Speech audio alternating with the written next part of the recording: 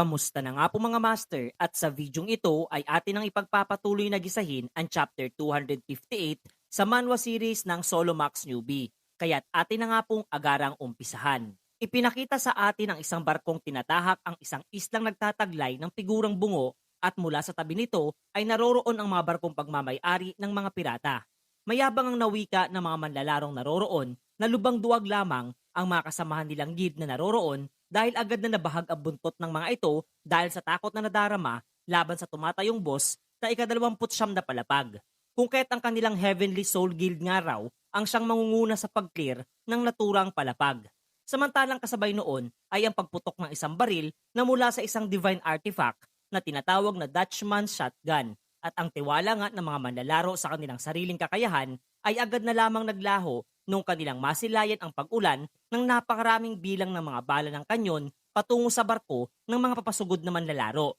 Kasunod nito ay ang pag-activate ng panibagong divine artifact na tinatawag namang Mermaid's Pendant na muling dagli ang nagpabago para sa field weather nitong isla. Pinapanood nga nitong isang lalaki ang paglubog ng mga barko ng mga manlalaro gamit ang isang binocular at hindi maiwasang laitin ang kakayahan at lakas ng mga nasabing pangahas na individual na nagnanais na labanan siya. Ito nga ay ang karakter na nagngangalang Corpse na siya ring tumatayong boss sa loob nitong ika-29 na palapag ng tore. Pinahalik pa nga niya ang isang piraso ng barya sa kanyang kasamang chicks at kasabay na inahagis ito sa ere habang sinasambit na etong mga hangal na manlalaro ay magiging pagkain ng mga isda sa karagatan. Kasabay ng pag-activate ng divine artifact na Cursed Man Gold Coin na siyang tumawag sa mga alimangong kumakain ng labi ng mga tao at sinimulang wasakin ang mga barko at lantakan ang mga manlalarong naroroon. Ang lahat nga ng mga ito ay pinagmamasdan mula sa di kalayuan nitong iba pang mga manlalaro at labis na nababahala kung papaano sila makakalapit sa nasabing isla gayong ang tumatayong boss ng nasabing palapag ay gumagamit ng mga divine artifacts. At kung nais nilang maklear talaga ito, ay kinakailangan nilang malagpasan ang napakaraming hadlang bago makarating sa domain nitong tumatayong boss. Sumabat naman sa kanilang pag-uusap etong si Maria at seryosong nasambit na kaniya na nga daw pinaalalahanan ang mga nasabing manlalaro, subalit sadya nga daw puno ng hangin ang mga ulo nito kung kaya't ganoon ang kanilang sinapit. Magkaganoon man, ay sadyang kinakailangan nilang malagpasan ang lahat ng mga ito upang magtagumpay. Bagya nga siyang natigilan nung kanyang mapuna na ang lahat ng mga naroroon ay nakatuon sa kanyang direksyon ang paningin. Kung kaya't nasambit nga niya na kung nais nilang mahanap ang solusyon ay mas mainam na lumapit nga daw ang mga ito sa direksyon kung nasaan etong si Alice, buwat nang siya ang nagtataglay ng pinakamalaking fleet o bilang ng mga barkong pandagat. Subalit walang sino man sa mga ito ang may nais mangahas na lumapit sa kanya dahil sa oras nga na hindi maging maayos ang takbo ng kanilang pakikipagnegosasyon ay tiyak na malilintikan sila dito sa manlalarong si Jinyuk na pinakaayaw nilang mangyari. Ang kanilang pagtatalo-talo ay pasimpleng pinakikinggan naman itong si Alice na nasambit nga sa kanyang sarili na kung naroroon lamang etong ating pangunahing tauhan ay wala nang saysay pa ang pagdedebate ng mga ito dahil madali lamang mahanap nitong binata ang pinakasolusyon para sa problemang kanilang kinakarap. Aminado nga etong si Alice na sadyang kakaiba ang mga pamamaraang ginagamit nitong si Jinyuk, subalit lubha namang epektibo at palaging nagtatagumpay. Maya-maya pa ay may isang manlalaro ang humahangos na inilahad na etong araw manlalarong si Kang Jinyuk ay kasalukuyang naroroon na sa arkipelago. Masaya nga etong si Alice na marinig ang bagay na iyon at hinangad na makita ang ating pangunahing tauhan. Subalit agad din lamang nagbago ang ekspresyon ng kanyang pagmumuka noong kanyang masilayan ang kumusyong nagaganap mula sa di kalayuan sa pagitan nitong si Jinyuk at ni Alfonso na talagang mas lalong nagbigay ng di kaaya-ayang emosyon para dito sa babaeng vampira na masilayan habang pinag-aagawan etong si Teresa. Pinapahinto nga sila nitong si Lee Taemin sa kanilang pinaggagawa hanggang sa maging etong si Maria ay tinahak na rin ang kanilang lokasyon at agad nga siyang nakilala nitong si Teresa. Ngunit ang pansamantalang katahimikan ng mga ito ay agad binasag ng Guildmaster ng Olympus Guild buwat nang wala na nga raw silang oras para sa ganitong pagtatalo dahil kasalukuyang pinangungunahan na nitong si Alice at ng kanyang buong puwersa ang pagtahak sa isla nitong boss ng ika-29 na palapag. Kinausap naman nitong si Teresa etong ating pangunahing tauhan at kanyang mahinahong ipinaliwanag na ayos lamang siya at dapat na nilang sundan etong si Alice kaya't kahit nga walang tiwala etong si Jinyuk sa mga tagasunod ng mga arkanghel ay mas minabuti na lamang niyang magtiwala sa kakayahan at pagpapasya nitong kaibigan niyang Sentes. Samantalang gamit ang isang binocular, ay agad na natanaw nitong si Corps ang mga barkong patungo sa kanyang teritoryo at tinawag muli ang mga itong hangal. Sapagkat mukhang wala ang mga itong kadalaan kahit na kanilang nasilayan ang nangyari sa kanilang mga kasamahan. Ginamit nga niya ang isa pang divine artifact na tinatawag na Mermaid's Pendant upang baguhin ang panahon na bumabalot sa isla at planong pagsalpukin ng mga barkong sinasakyan ng mga manlalaro na nagmimistulang musika sa kanyang pandinig.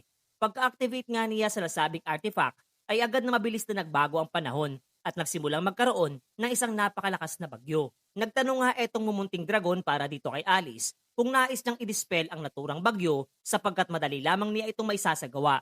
Subalit tinanggihan naman ito ng babaeng vampira dahil bagya nga daw siyang nag-e-enjoy sa ganitong klase ng panahon at pag-ulan sa kanilang isinasagawang misyon. Nangangamba naman etong mga naiwang manlalaro habang pinagmamasdan ang mga kasalukuyang kaganapan at iniisip na matutulad lamang ang mga ito sa mga naunang manlalarong sumubok na lumapit sa isla. At plano pa nga ng ilang naroroon na kanila nga daw gagamitin ang pagkakataong ibibigay ng grupo ni na Alice upang ang kanilang panig ang siyang unang makakarating sa isla. Hanggang sa natigilan nga ang mga ito nung kanilang mapuna ang isa pang dambuhalang barko na kapwa tinatahak ang direksyong kinaroroonan nitong sina Alice. Makikita nga nating ito pala ang barkong ginagamit nitong grupo ng ating pangunahing tauhan at eto ngang si Lee Tai-min ay labis na nababahala sapagkat kung kapwa maging sila ay tutumbukin ang isla ay tiyak na mabubunggo lamang din nila ang mga naunang barkong naroroon. Tinugon naman siya nitong si Jinyuk na ayos lamang ang bagay na iyon sapagkat di hamak na mas mahalaga para sa kaniya ang isang bagay na naroroon kesa dito sa dambuhalang barko na mula sa Demon Realm. Samantalang napuna naman itong kanang kamay ng vampirang si Alice ang isang barkong tinutumbok ang kanilang direksyon at agad binalaan ang kanyang mga kasamahan na bubunggo sila sa isa pang sasakyang pandagat. Matapos nito ay agad na nagsipagsulputan etong napakaraming bilang ng mga pirata na naghahangad na labanan etong mga manlalarong naroroon sa ngalan nga daw nitong kapitan nilang si Corpse. Agad namang sumali sa kaguluhan etong si Alice at madali lamang pinaslang etong ilang mga piratang nasa kanyang direksyon.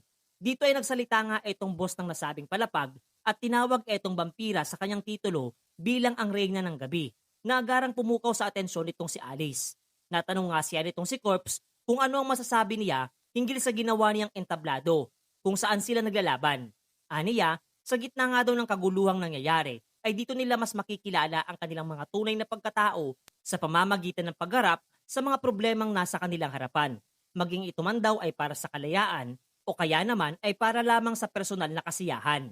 Ang lahat nga daw ng mga senaryo ay maaaring mangyari sa ngayon, lalo na kung handa ang isang individual na mamatay at ito nga daw ang tinuturo sa kanila ng karagatan.